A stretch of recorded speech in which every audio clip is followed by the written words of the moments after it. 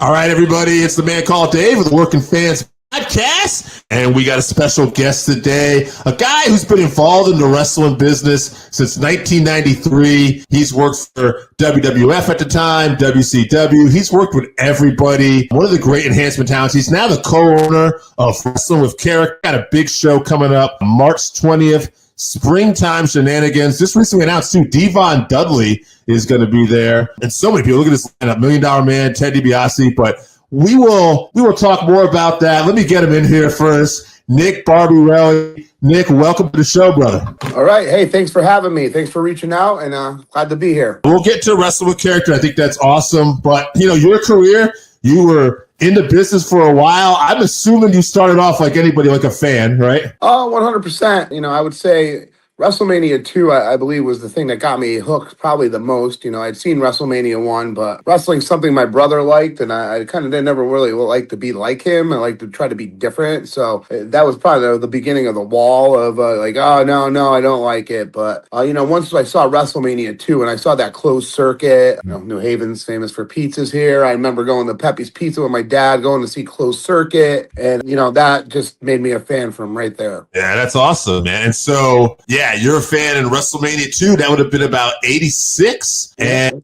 7 years later, you ended up in the business. How did you end up going about breaking in, especially around that time? Well, and kind of one piece that trickles on what you just said. As I remember my first time that I knew I was starting to go over to the business here is when, kids on my bus were, telling me wrestling, it wasn't real, and that Ricky Steamboat was 100% okay, and he didn't get his larynx crushed. And there I am ready to fist fight them.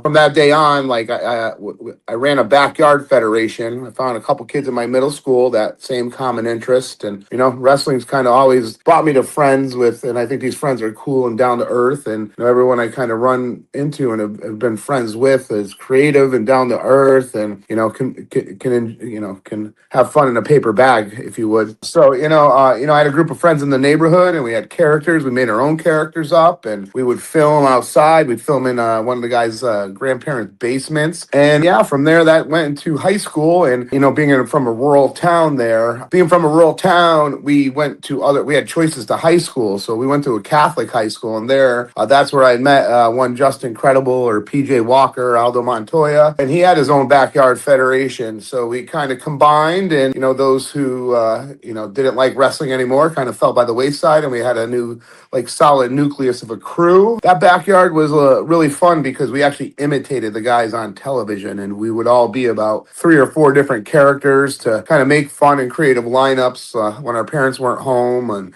we had a secret stash of mattresses that we would hide in my friend's garage, and we'd strap it to the Crown Vic and head to a neighborhood park in the corner, so no one could see us, or no one would call the police or anything. So we were running spots on mattresses probably in 1988.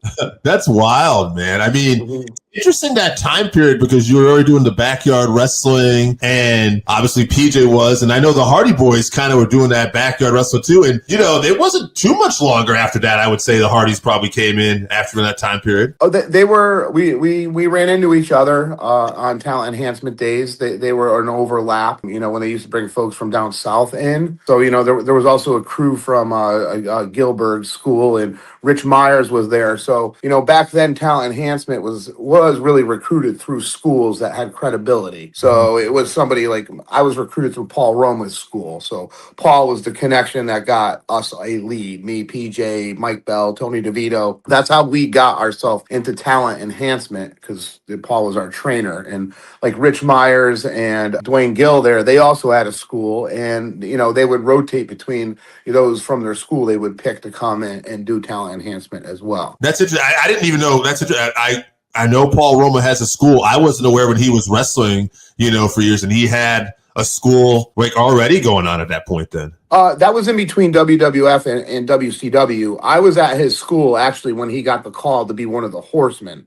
Yeah. So he hadn't been in WWE for a couple years, and he took over his wrestling school from Dr. David D. Schultz. So Roma took that over, and then that's where PJ and I met up with them, and Mike Bell and Tony DeVito and a few others, Ralph Mosca and Aaron Ferguson, and a couple other New York guys that used to come in with Tony and Mike to that school, and it was me and PJ, and it was always about six of us to work out and train together. Now, did you? Because I know a lot of like your enhancement stories, and when you got to WF, but did you have around that time period any independent experience, any other territories or anything? So Yankee Pro was one.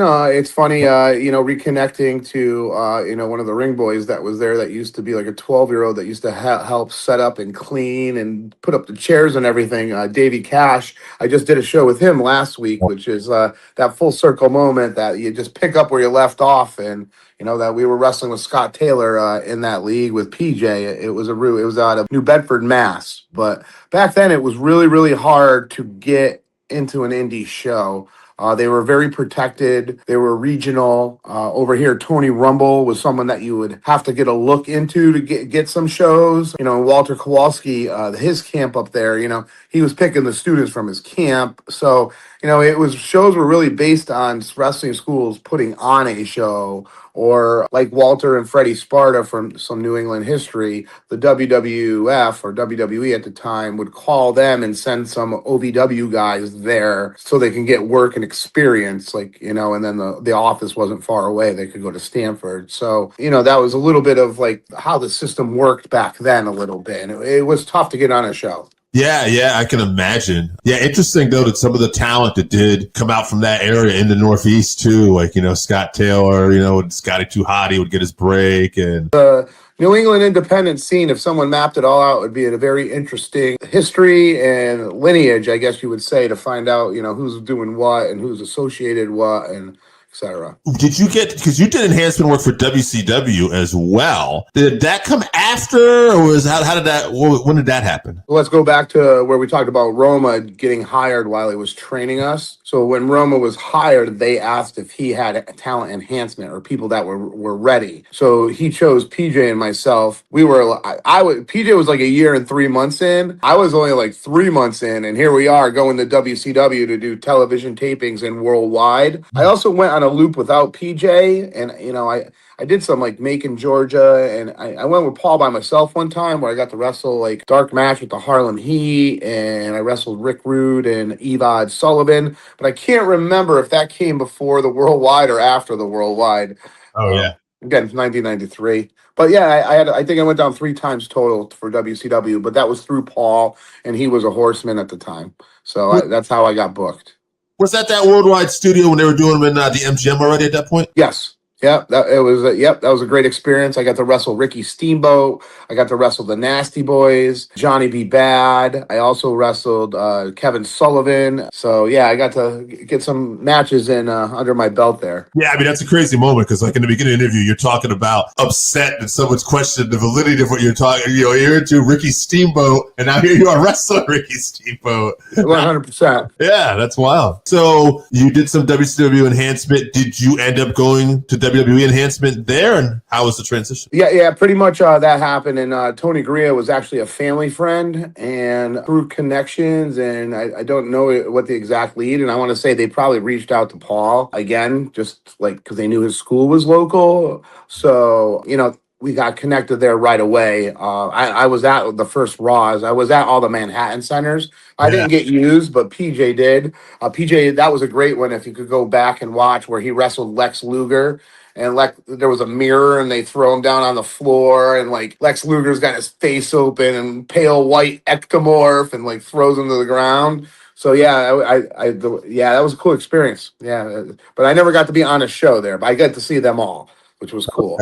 Wow, that is pretty awesome. So do you remember your first enhancement taping where you worked? It was in White Plains against Yokozuna, was my first WWE one. And very nervous about that. I had been in WWE about like 4 months of enhancement where I didn't get used. And Yoko was like one of the first that I did go up against there. And it was that one I believe is on YouTube that you could kind of find there, and learned a little lesson. I didn't get to take the bonsai. I didn't have to do that. I just took the leg drop, and I think it was a little bit of some respect in the back of just traveling with the boys, and kind of being shown the way a little bit and given a chance, and like people just liking your personality and letting you get in the business and be there in the back. I felt that was a little bit of it, as PJ and I were a little bit like the Seinfeld type comedians, and we would we bring a fresh breath of air and comedy into the locker room that they seem to like, and a little innocence, I guess you could say too. Yeah. So, and basically, you're working hard, you're showing up, and then you had some good networking skills. You had personality, and you were able to make some waves, and that's how you were able to get on TV. Yeah, and we weren't starstruck at all. It was not one bit. It wasn't like autographs. It was just like we were one of them, and it was like being a part of a team. So Yeah. it was a different way of just like jumping in. And at that time, they were trying to cut back a little bit budget, so there was a little bit more opportunities where we would get called to house shows in the area if someone couldn't make it.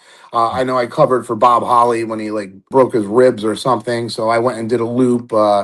In Jersey and Delaware and everything with them. So I got some experience to be on the road in that way, besides television tapings. There were a lot of big, strong men back then. Who do you think was one of the strongest guys you ever felt like you were in the ring with? Strength, Henry O'Godwin, definitely. I think he could kind of just throw you around a little bit. I also thought the Smoking Guns, I wrestled them both, and they're very deceiving in their size, and they're pretty strong. So it doesn't need to be like a muscle person. I've wrestled Mabel, and I wrestled, just thinking of somebody strong wise versus like just that natural strength, and could just, you don't really have to help them through a move or something. They could just do it with on their own power. I would definitely give it to them. I totally agree. I met Billy Gunn at an autograph signing in Dodge Stadium in Norwich, Connecticut, about like maybe before the pandemic 6 years ago. And I was like, holy cow, this guy's bigger than what you think on TV. Like some people, you get surprised. As Billy was deceptively big. I was like, wow. And they looked the same in a tag team, so that hid them, and they had a hat on, But yeah, they were pretty big there, and as far as that. And Henry O'Godwin, just a monster, Before we get to some of the other moments and stuff that you're doing now, let's just do a couple names you worked with, because you worked with so many, and I thought we'd pull out here. We're talking about strong guys. What about Diesel? What was he like to work with? And that was one of my favorite enhancement matches. It was easy. I was new. I was young. That had to be like my second or third match, like in their WWF at the time. But I think I like impressed them. I have a knack of being able to bump a little bit quicker. Like I could throw him, and I was doing that. Like it looks like he destroys me. Like I just look like a rag doll at one point. And one awesome spot is he throws me out, and behind the ref's back, Sean gives me a punch to the face, just one, and he pushes me back in. So that's one that was a great match. That's pretty cool. I actually watched you before we did this interview today. I was just looking up stuff, and Steve Blackman came up with a match. I would say it was in the arena, but it was a Shotgun Saturday Night taping. And that was New Haven, Connecticut. Oh, it was? Yeah, New Haven Coliseum.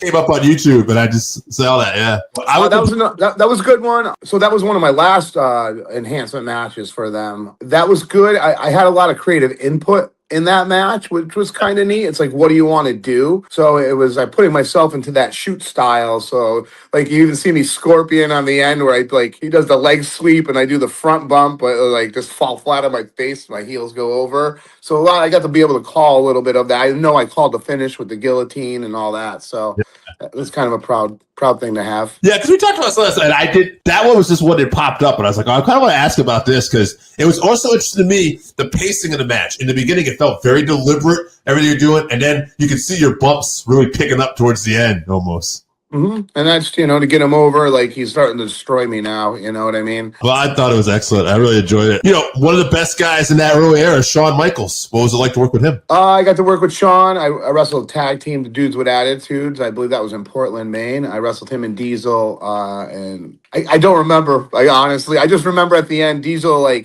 I'm on the outside and my partner takes the pin and Diesel does the old clear the other guy off, and he trips and stumbles over his front toe a little bit and he KOs me with his forearm, gives me a huge shiner. But yeah, that's what I remember about that match. I also got to wrestle Scott Taylor up there in a dark match, and he got signed pretty quickly after that, which was awesome too.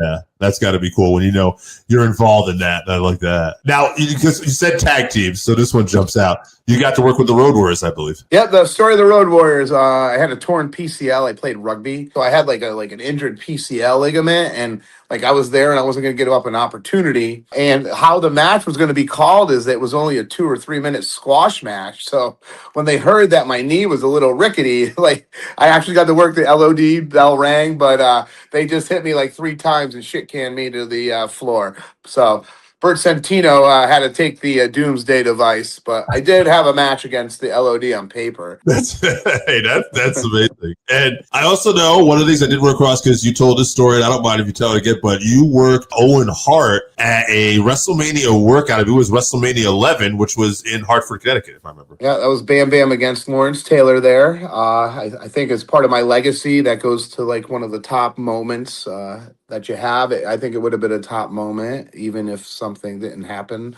to Owen Hart. Just to experience that and once in a lifetime event, being there in the middle of Times Square where they shut off the traffic so that we could cross the road and get to the ring, and it was quote unquote an exhibition right there underneath the sign, right there as the road splits. It wasn't closed at the time, so cars traveled in it, and there was like a little recruiting booth for the Army and Navy in the middle on that road or whatever. So yeah, we were on the buses. I was supposed to actually wrestle Bob Backlund that day. And yeah, we're on the buses. It's, what year was that? 95-ish? 95.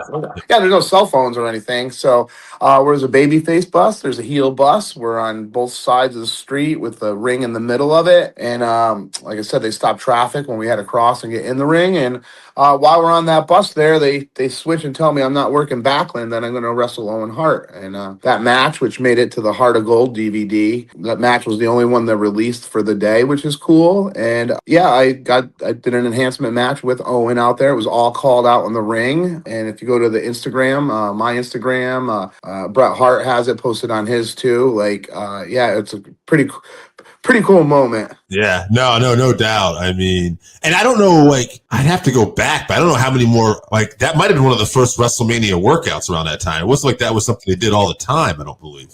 It was just a publicity stunt for LT and Bam Bam, and it was so close to Connecticut that they brought us in the morning, and we were done by like 1 o'clock.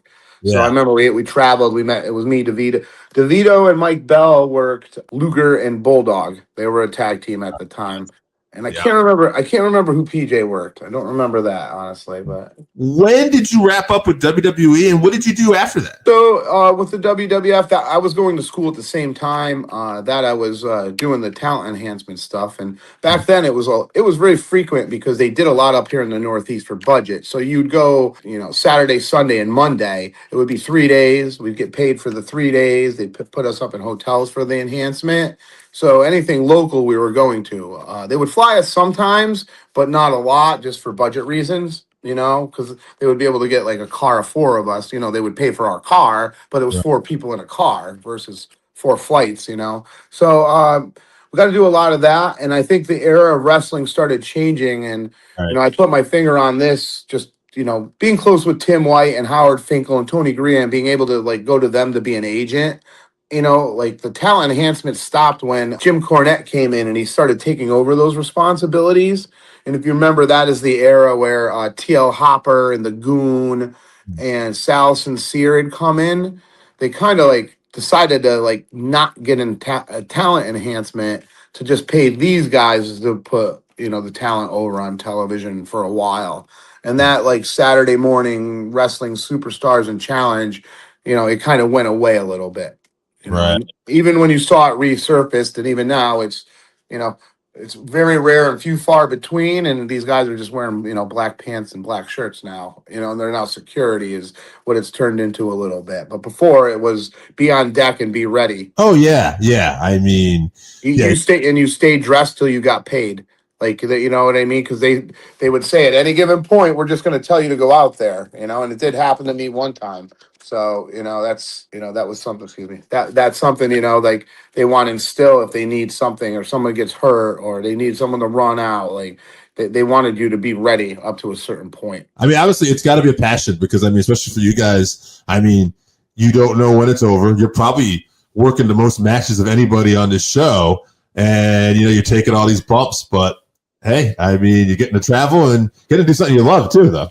Well, and it's exposure. You can't ask. That's the best type of exposure. And you see, the Hardy Boys and PJ and Scott Taylor. They're examples of the guys that not every talent enhancement's going to have it or make it out of it, but those guys did, and they seized the opportunity. And whether it was networking or something an agent saw or a producer saw in them, or hey, I got this idea for a gimmick, and look at this person, and how well they did at it. Let's run with it, and it's up to that person to get it over. If it doesn't get over, then it's not happening. So, that's where, some of those ideas in that time, who can get that character over versus who, it wasn't believable. And WCW was a good example of doing that to guys, putting something on them that they didn't like take on. Where when WWF was like prepping you for a little bit more for it and getting you to do research on it and things like that. That's interesting. Wrestling with character. That's what you're up to these days. You're one of the co-owners. How did that come about? So wrestling with character is my wrestling bug that's kind of brought me back in. I taught for 26 years, very involved in unified sports at the end of my like coaching and teaching career because of the reward and the engagement and like the sportsmanship and all those good-hearted feelings that you get when you go to one of those events. And to keep it a little bit more away from sports, they offer things here like, oh, come and check out the local baseball team, and come down and check us out as a fundraiser, and we're going to highlight all the unified sports teams. And I'm all excited to get the team together and do this type of field trip, to get that team bonding. And we go, and for the first 2 or 3 innings, all the kids are up at the concession and going into the merchandise, and it was just a herding cats moment. And I'm like, we're I hope they would be engaged. You set parameters, but once you let one or you set a time. So that's what got me thinking. And my friend and one of my best friends and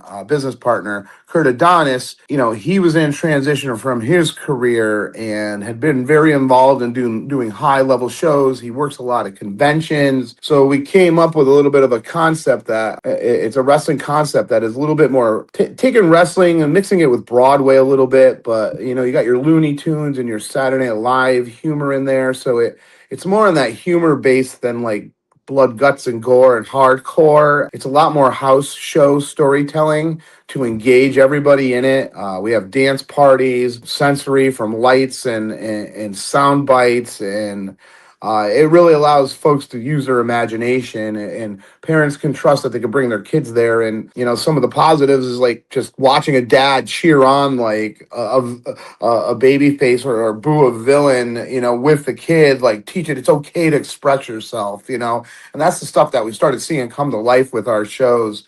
We just hit show number 11, and we're only growing, and our business model is where we were set up a residency at the VFW in New Britain, but we've got the concept enough out there, and with the addition of bringing in conventions and top superstars from like Jake the Snake or Karrion Kross or Ted DiBiase, Scotty 2 Hotty, we're starting to get back and bring wrestling back to like schools and communities and work to collaborate them for fundraisers. So after COVID and all these other opportunities for the team building, we want to take it to these schools and work with them and get them back to like working to raise money and funds for a cause or for a reason or a need, what have you. Yeah, and I mean, you guys got quite the variety of talent that shows up on there. Whether it's Cross, a guy who's been on TV the last couple of years. I know Richard Holiday has done a show, I believe, too, one of the top independent guys out there that may not be known to mainstream, but a top independent guy. And then you have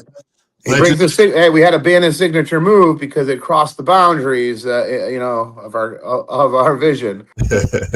I should remember that. That was pretty good. Yeah, but just I think there's something for everybody, and I think that's really great. And as we wrap it up here a little bit, let's talk about this show coming up, Springtime Shenanigans, Friday, March 20th. It's going to be in Terryville, Connecticut. What else can we talk about here? It looks like a great list of talent I'm already seeing here. Eddie and Alicia Edwards, Dijak, Ted DiBiase, Scotty 2 Hotty, and his son, Keegan? Yeah, his son, second generation. Keegan's out there, and Keegan's grown tremendously. I've watched him from being on Scott's social media, watching him play soccer, to like watching him over the last year and a half develop charisma and this fire, to be a second generation superstar, and kind of cool to have your dad be able to do that with you and just teach you the right way. It's kind of cool to have that mentor, and I bet the relationship is pretty unique because of that. This is our second show. This is for Eli Terry and Fisher Elementary,